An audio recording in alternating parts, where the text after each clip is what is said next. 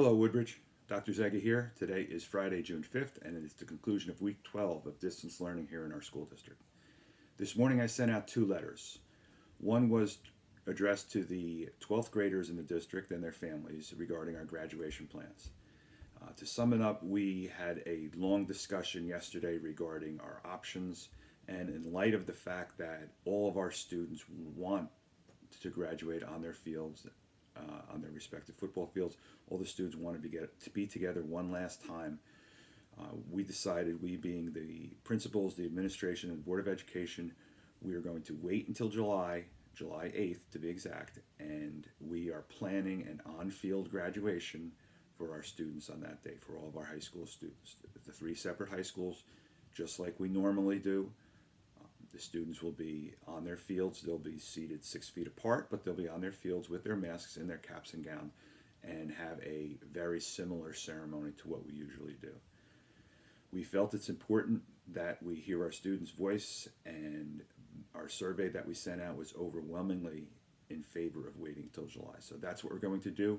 Of course, this all depends on the regulations from the DOE and from our local health officials as far as the amount of students who can gather in one place. But we feel it's important. We're going to fight. We're going to take the fight up with everybody we need to try and get our students on their field safely one last time for graduation. So more information about that to come from directly from your principals. The June 10th celebration for next week, the drive-in, that is all canceled. So that'll all be postponed until July 8th.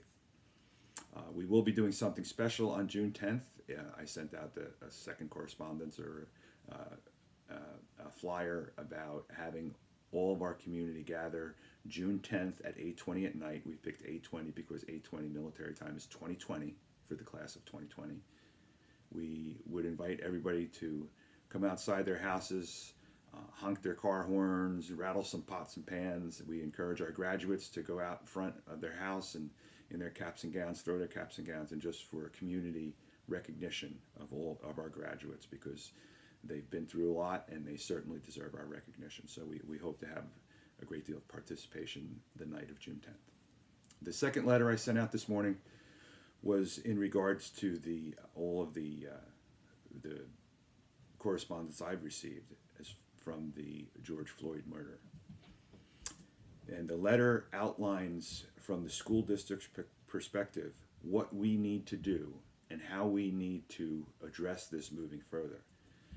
Basically, the spirit of the letter is, it's not enough to teach children not to hate or not to harass other people because they're different. It's not enough to teach children that that's wrong. What we need to do is we need to teach our young people how to actively eliminate hate. It's not enough just not to do it as an individual. We need to try to stop other people from doing it in a logical, nonviolent manner, but an effective manner. And if that means the protests that are going on, then that's what we need to do. And as a school district, we need to show our students the historic importance of social demonstrations. So I think that we've done many of these things in the past, but I also think we can do a much better job in the future. Our students want to be heard, our students need to be heard, and our students will be heard on these matters. So we look forward to forming these relationships with our students and cultivating the ideas that they have, because they will be the ones who will change tomorrow. Not teachers, it'll be our students who change tomorrow. There, on a different subject, there was some confusion, I think, about Imagine Learning. Imagine Learning is a summer program that is taking the place of our summer reading. If you remember our summer reading, students were assigned basically reading assignments for the summer, and if they did them, they got a certain reward in September as far as a grade or a good grade or a major assignment. If they didn't do it, there was no penalty. So in essence, if a parent decided that the student didn't have to do the summer reading assignment, there was no penalty. The student just didn't do it. If the student only read half the book or a third of the book or a portion of it, that was fine too. If that's what the family decides over the summer, that's what they decide. We realize that different families are going through different things, and we realize that some parents have had enough of distance learning. We realize that other parents and students need help over the summer and are looking for options. So the Imagine Learning will follow the same guidelines as our summer reading did. If you do it, there will be a grade reward in September, probably a 100 or an A on a major assessment. And if you don't do it, there's no harm. There's no zero, there's no academic penalty, it's nothing like that. So it's the same as what we've always been doing. So just think of the Imagine Learning as a substitute for summer reading. If you don't complete all of the Imagine Learning, or if you only do a little bit of it, and it's too overwhelming, or if your situation should change over the summer, that's fine. Please don't feel pressured. Please don't feel like this is mandatory. It's just like summer reading. If you do it, there will be a reward, and if you don't do it, there's no academic penalty. So I hope to clear up any confusion about the Imagine Learning. If you have any questions about that, please give me a call.